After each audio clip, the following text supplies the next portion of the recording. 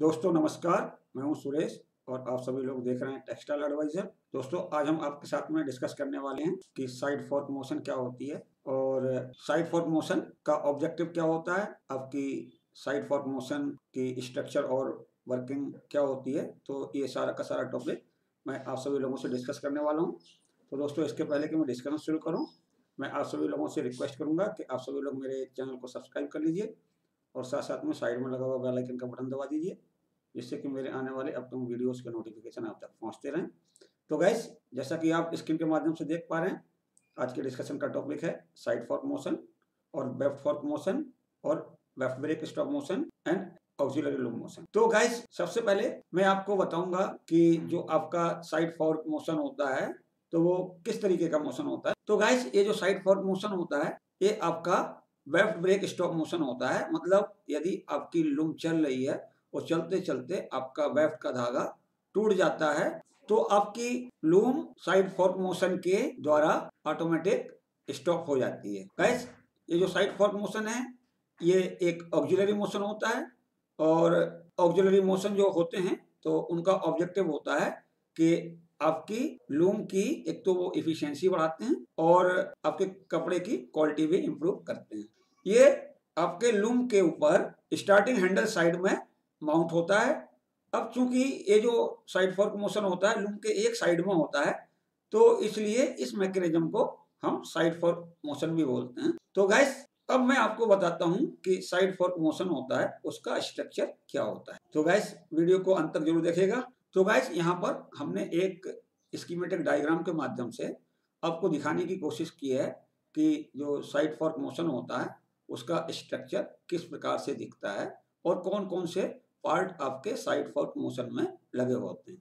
तो गाइस देखिए, ए आपका बॉटम शाफ्ट होता है और बी आपका एक कैम होता है और ये जो कैम होता है वो बॉटम शाफ्ट के ऊपर माउंट होता है। और गाइस, ये जो देख रहे हैं यहाँ से लेके यहाँ तक जो लीवर जा रहा है इसको ग्रेहाउंड टेल लीवर कहते हैं। और ये जो ग्रेहाउंड टेल लीवर होता है वो ऊपर की तरफ जाता है बेंड होके, तो इधर वाले पार्ट को हम बोलते हैं हैमर लीवर, क्योंकि इसके ऊपर हैमर माउंट होता है तो इसलिए इसको हैमर लीवर बोलते हैं। और ये जो दोनों लीवर होते हैं, एक तो आपका हैमर लीवर और आपका ग्रेहाउंड टेल लीवर, तो दोनों फलक्रम्ड होते हैं जहां पे इनका ज्वाइंट होता है, यहाँ पे ये फलक्रम्ड होते हैं। गाइस, ये आपका हैमर लीवर है। तो हैमर लीवर के एक साइड में नोच बनी होती है, ये आपको दिख रही होगी, नोच है। और गाइस, यहाँ पे देखिए आप, ये आपका वेफ्ट का यार्न है, ई से मेंशन किया है। और ये पार्ट जो दिख रहा है यहाँ पे ये फोर्क होता है। तो फोर्क के कांटे होते हैं, ये प्रोंग्स बोलते हैं इनको। तो फोर्क के कांटे होते हैं और ये जो फोर्क होता है ये पॉइंट जी पर फलक्रम्ड होता है, मतलब ये ऊपर नीचे मूवमेंट कर सकता है। और ये जो फोर्क होता है इसका दूसरा वाला सिरा ये यहाँ पे एक टेल हुक होता है, तो ये एच है ना जो, वो टेल हुक है। गाइस, अब यहाँ पे आप देखिए ये के है जो आपका, ये है आपका वेब फोर्क लीवर है और इस वेब फोर्क लीवर के जस्ट पीछे लगा होता है आपका नॉक ऑफ लीवर। तो नॉक ऑफ लीवर एल है और नॉक ऑफ लीवर के पीछे आपका स्टार्टिंग हैंडल होता है। तो गाइस, अब मैं साइड फोर्क मोशन का जो स्ट्रक्चर है वो थोड़ा सा डिटेल में बता देता हूं। तो गाइस, वीडियो को अंत तक जरूर देखते रहिए। A grid is mounted between one end of the reed and the mouth of the shuttle box. तो गाइस, जो हमारा वेब फोर्क मोशन होता है इसके अंदर रीड और शटल बॉक्स के बीच में एक जाली लगी होती है, उसको ग्रिड बोलते हैं। The race board has a groove just opposite the prongs of the fork. और जो आपका रेस बोर्ड होता है जिसके ऊपर आपकी शटल चलती है, तो जहां पे आपका फोर्क लगा होता है, फोर्क के प्रोंग्स मतलब कांटों के सामने रेस बोर्ड में एक ग्रूव होता है। The prongs of the fork get operated in this groove of the race board. तो जो फोर्क के प्रोंग्स होते हैं या कांटे होते हैं वो इस ग्रूव में ऑपरेट होते हैं, मतलब चलते रहते हैं। This grid gets parallel to sley and in front of the prongs of the fork. और ये जो ग्रिड लगी होती है ये आपके स्ले के पैरेलल होती है, समानांतर होती है, और आपके जो प्रोंग्स होते हैं फोर्क के उनके सामने होती है। The fork F is fulcrumed at fulcrum point G. तो जो आपका फॉर्क होता है वो पॉइंट जी पर फलक्रम होता है। देखिए गाइस, यहाँ पे फलक्रम होता है, ये जी पॉइंट है तो यहाँ पे फलक्रम होता है। The fork is mounted on the web fork lever. यहाँ पे देखिए गाइस, ये आपका फॉर्क है तो ये कहाँ पे माउंट होता है? ये माउंट होता है आपके फॉर्क लीवर के ऊपर। ये आपका फॉर्क लीवर है। The fork has prongs at one end and a tail hook H at other end. ये जो आपका पूरा फॉर्क होता है तो इसके एक सिरे पर क्या होते हैं? प्रोंग्स होते हैं। तो गाइस देखिए, ये प्रोंग्स हैं आपके, ये कांटे होते हैं। और इस फॉर्क का दूसरा सिरा होता है ये वाला, ये टेल एंड होता है। तो यहाँ पे एक टेल हुक लगा होता है। देखिए गाइस, ये किस तरीके से हुक शेप में बना हुआ है। This fork is made of light weight material. और ये जो फॉर्क होता है लाइट वेट मटेरियल से बना होता है, हल्के मटेरियल से बना होता है। The weight of the tail hook side is greater than the side of the prongs. और जो आपकी टेल हुक साइड होती है फॉर्क की, उसका वजन प्रोंग्स वाली साइड से या कांटों वाली साइड से ज्यादा होता है। Normally the tail hook H of the fork F rest on the hammer lever notch. तो गाइस क्या होता है कि जो नॉर्मल कंडीशन होती है जब, तो आपका जो टेल हुक होता है फॉर्क लीवर का, यहाँ पे देखिए गाइस, ये आपका फॉर्क लीवर है और इसका टेल हुक है ये एच। तो नॉर्मल कंडीशन में ये नॉच के ऊपर यहाँ रेस्ट करता है। और गाइस ये इसके ऊपर रेस्ट क्यों करता है? आपके हैमर लीवर नॉच के ऊपर। तो उसका कारण ये होता है कि आपका जो टेल साइड होता है, टेल हुक साइड होता है, उसका वजन ज्यादा होता है और प्रोंग साइड का जो होता है वजन वो कम होता है। इसलिए ये आपके हैमर लीवर नॉच पे रेस्ट करता है नॉर्मल कंडीशन में। The knock off lever L is mounted just behind the web fork lever. Guys जो आपका नॉक ऑफ लीवर होता है, तो ये एल आपका नॉक ऑफ लीवर है, ये आपके वेब फॉर्क लीवर के जस्ट पीछे माउंट होता है।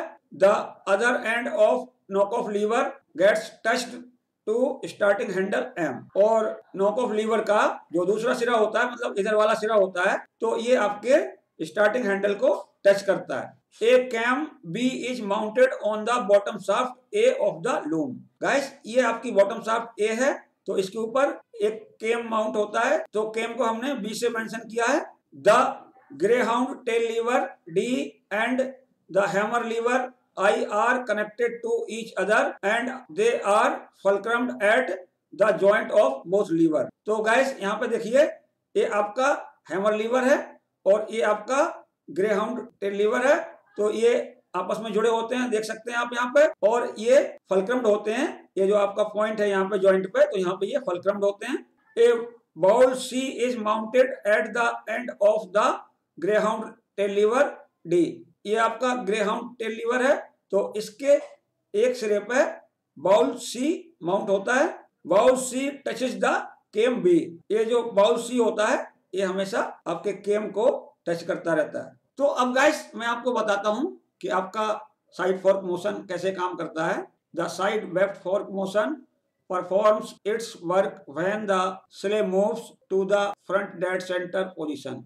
तो जो आपका साइड फॉर्क मोशन होता है वो अपना काम तब परफॉर्म करता है जब आपका स्ले फ्रंट डेड सेंटर की तरफ मूव करता है।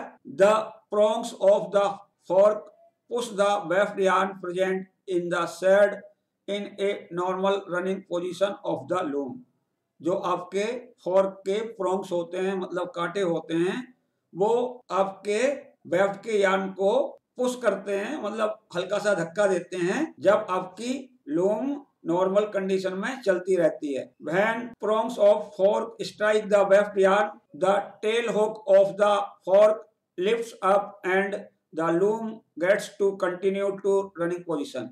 तो गाइस जैसे ही आपका फॉर्क के प्रोंग्स होते हैं या कांटे होते हैं, वो आपके वेफ्ट यार्न को स्ट्राइक करते हैं, तो आपका जो टेल हुक होता है फॉर्क का, वो ऊपर उठ जाता है और वो नॉच से डिसएंगेज हो जाता है। तो इस कंडीशन में आपकी लूम की रनिंग कंटिन्यू रहती है। The came makes one round when the crankshaft makes 2 round. और जो आपका कैम होता है, तो एक बार जब रोटेट करता है तो आपकी क्रैंकशाफ्ट होती है 2 बार रोटेट करती है। अब गाइस देखिए, if the weft yarn gets absent due to any reason during loom working. तो अब क्या है कि किसी भी कारण से आपके लूम के ऊपर वेफ्ट का यार्न यदि एब्सेंट हो जाता है वर्किंग के दौरान, the tail hook of the fork falls down on the hammer lever. तो आपका जो टेल हुक था फॉर्क का वो आपके हैमर लीवर पे गिर जाता है।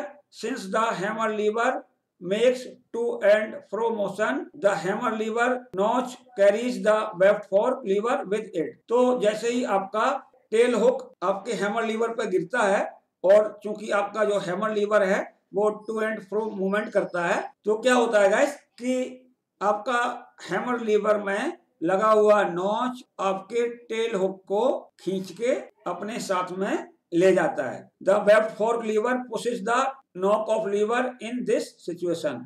इस अवस्था में क्या होता है कि आपका जो वेफ्ट फोर्क लीवर होता है वो नॉक ऑफ लीवर को पुश करता है, धक्का देता है। The knock off lever strikes the starting handle, और आपका knock off lever starting handle को पुश करता है and the starting handle gets disengaged.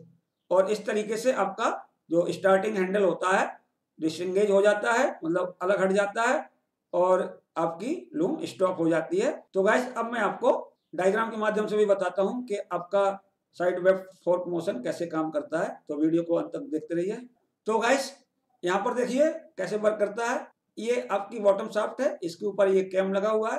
तो जब ये कैम रोटेट करता है तो रोटेट करने पे क्या होता है कि ये जो आपका बाउल है जो कि आपके ग्रे हाउंड टेल लीवर पे लगा हुआ है, तो इसके ऊपर बाउल माउंट होता है। तो जब ये रोटेट करेगा तो रोटेट करने पे क्या होता है कि आपका ये जो ग्रे हाउंड टेल लीवर है ये अप एंड डाउन मूवमेंट करता है, इस तरीके से ऊपर नीचे जाता है।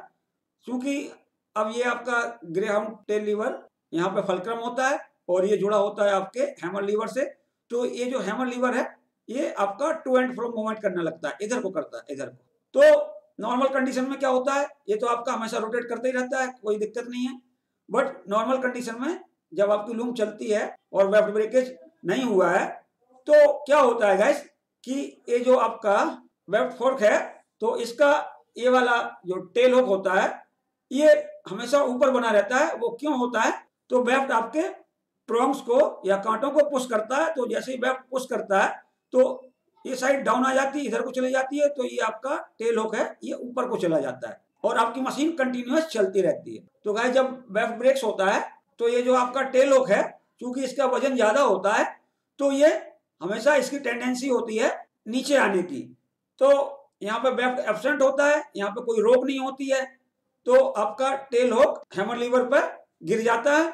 अब चूंकि आपका hammer lever to and fro movement कर रहा है, इधर इधर को होता है, ऐसे ऐसे चलता रहता है ये। तो जैसे ही आपका हैमर लीवर इधर की तरफ जाता है तो ये साथ में ये जो आपका टेल हुक है तो इसको भी खींच के ले जाता है। और टेल हुक के साथ साथ में आपका जो वेफ्ट फोर्क लीवर है वो भी इधर की तरफ जाता है। तो जब इधर की तरफ जाता है तो यहाँ पे आपका नॉक ऑफ लीवर माउंट है, तो ये पुश करता है आपके नॉक ऑफ लीवर को और नॉक ऑफ लीवर अटैच होता है आपके स्टार्टिंग हैंडल से। तो स्टार्टिंग हैंडल पे धक्का लगता है, मतलब पुश होता है वो, तो आपका जो स्टार्टिंग हैंडल होता है वो डिसएंगेज हो जाता है और आपकी मशीन ऑटोमेटिकली स्टॉप हो जाती है। तो गाइस इस तरीके से मैंने आपके साथ में डिस्कस किया कि साइड फोर्क मोशन क्या होता है और साइड फोर्क मोशन का ऑब्जेक्ट क्या होता है। तो गाइस देख के बताइए मेरा वीडियो कैसा लगा। यदि आपको मेरा वीडियो अच्छा लगे तो आप लाइक का बटन दबाएं, दोस्तों में शेयर करें। और गाइस यदि आपने अभी तक मेरे चैनल को सब्सक्राइब नहीं किया है तो कृपया मेरे चैनल को सब्सक्राइब कर लीजिए। साथ साथ में साइड में लगा हुआ बेल आइकन का बटन दबाइए जिससे कि मेरे आने वाले अपकमिंग वीडियोस के नोटिफिकेशन आप तक पहुंचते रहें। धन्यवाद।